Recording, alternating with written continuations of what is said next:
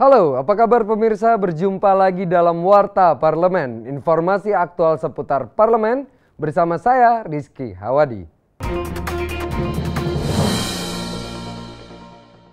Terkait perdebatan mengenai ambang batas pencalonan presiden atau presidential threshold pada pemilu tahun 2019, Wakil Ketua DPR RI Fadlizon menilai Presidential Threshold 2019 tidak bisa mengambil acuan pada pemilu 2014 karena pemilu 2014 sudah selesai.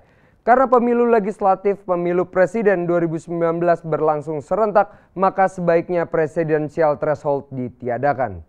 Ditemui usai menyampaikan kuliah umum di Universitas Islam Negeri Ar-Rani Ribanda Aceh, Nanggro Aceh Darussalam dengan tema Revisi Undang-Undang Pemilu Menuju Indonesia yang Lebih Demokratif.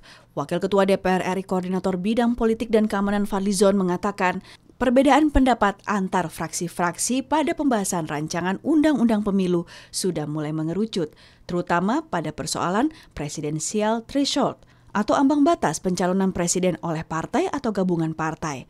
Fadlizon mengatakan presidensial threshold harus ada acuannya, sementara acuan yang lama sudah digunakan pada tahun 2014, sedangkan yang baru belum dilaksanakan. Dalam soal presidensial threshold, menurut saya memang secara logikanya dengan adanya pemilu serentak seharusnya tidak ada lagi presidensial threshold. Sehingga partai peserta pemilu berhak untuk mencalonkan calon presiden sendiri-sendiri atau yang sama. Dalam kuliah umum yang diselenggarakan Fakultas Ilmu Sosial dan Ilmu Pemerintahan Universitas Islam Negeri Ar-Rani Ribanda Aceh, Fadlizon banyak mendapat pertanyaan dari mahasiswa tentang subsidi anggaran untuk partai politik. Fadlizon menilai demokrasi Indonesia harus bisa menekan kos politik dan menekan korupsi. Partai politik ini mendapatkan dukungan dana dari APBN supaya bisa berkiprah lebih baik dalam pelembagaan demokrasi di partai gitu.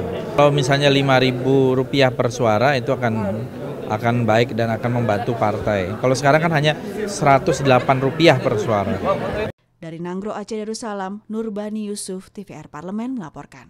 DPR meminta pemerintah pusat merealisasikan pembangunan infrastruktur di wilayah Papua seperti janji Presiden Joko Widodo beberapa waktu lalu untuk membuka daerah yang terisolasi sebagai strategi mengejar ketertinggalan di wilayah tersebut.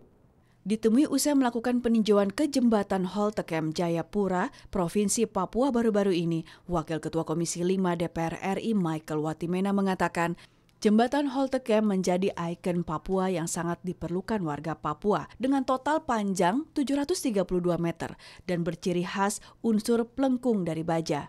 Michael berharap akhir tahun 2018 ini jembatan tersebut rampung dibangun untuk digunakan masyarakat Papua. Apalagi jembatan tersebut bisa menghubungkan beberapa destinasi wisata dan beberapa daerah yang berbatasan dengan negara tetangga Papua Nugini. Ini juga akan memperpendek jarak tempuh ke perbatasan Papua Nugini, dan ini juga akan dijadikan sebagai sebuah keindahan estetika dalam pariwisata yang memang pada beberapa titik di dekat jembatan Holtecam ini ada area-area pariwisata yang bisa menjadi destinasi baik itu lokal maupun juga mancanegara. Gubernur Papua Lukas NMB mengharapkan dukungan Komisi 5 DPR RI agar pembangunan sejumlah infrastruktur yang telah dijanjikan oleh pemerintah pusat seperti jalan, stadion, dan pelabuhan segera rampung dibangun di wilayah Papua. Karena selama ini pembangunan infrastruktur di Papua mayoritas masih menggunakan dana APBD yang sangat terbatas sehingga dibutuhkan dukungan seluruh pihak agar tidak ada lagi daerah yang terisolir di Papua. Papua tidak lagi terisolir, tapi sudah semua terbuka. Tugas pemerintah Provinsi Papua baik kabupaten ke kabupaten saya sudah pastikan semua sudah kita kasih tembus. Tinggal bagaimana pemerintah pusat membangun jalan Trans Papua menghubungkan antara dari pegunungan dari Lanijaya menuju ke Ilaga Sugapa. Ini kasih tembus maka jalan Trans Papua Barat akan tersambung. Anggota Komisi 5 DPR RI Willem Wandik mengaku realisasi pembangunan infrastruktur di tanah Papua tidak terlepas dari politik anggaran pemerintah pusat. Apalagi daerah Papua memiliki iklim dan wilayah yang luas dan berbeda dengan daerah lainnya di Indonesia. Aspek kultural ini sangat mempengaruhi kebutuhan anggaran yang begitu besar untuk membangun infrastruktur. Dari Kota Jayapura, Provinsi Papua, Habibie Mahabah, TVR Parlemen melaporkan. Wakil Ketua DPR RI Taufik Kurniawan meminta kepada semua pihak untuk menghentikan stigmatisasi anti toleransi terhadap pihak lain, karena hal tersebut dapat mengancam kesatuan dan keberagaman bangsa Indonesia. Wakil Ketua DPR RI Taufik Kurniawan menghadiri apel kebangsaan dan kesiapsiagaan bencana alam Komando Kesiapsiagaan Angkatan Muda Muhammadiyah atau KOKAM dalam rangka menyambut Milad Pemuda Muhammadiyah ke-85 yang digelar di halaman Sarana Olahraga PT Petrokimia Gresik, Jawa Timur baru-baru ini. Taufik Kurniawan mengatakan Komando Kesiapsiagaan Angkatan Muda Muhammadiyah memiliki peran penting dalam menjaga kehidupan kebangsaan dengan 3 tugas utama atau trilogi yang harus dikerjakan, yaitu keumatan, kebangsaan, dan kemanusiaan.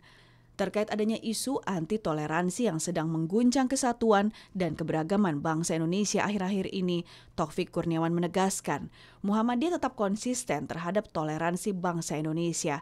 Ini setiap pergerakan kebangsaan kita, Muhammadiyah selalu ikut partisipasi aktif.